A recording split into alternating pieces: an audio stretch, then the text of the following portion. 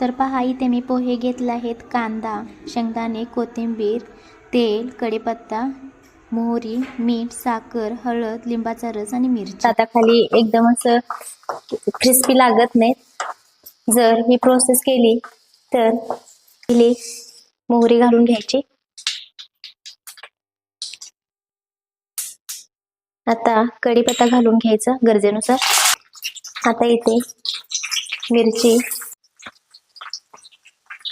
आता हे आपल्याला व्यवस्थित. आता ह्याच्यामध्ये आपण हळद, चवीनुसार मीठ,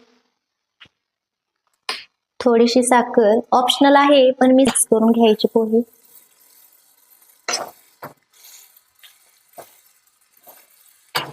अर्धा लिंबाचा रस वरून टाकणार आहे आणि थोडीशी कोथिंबीर वरून.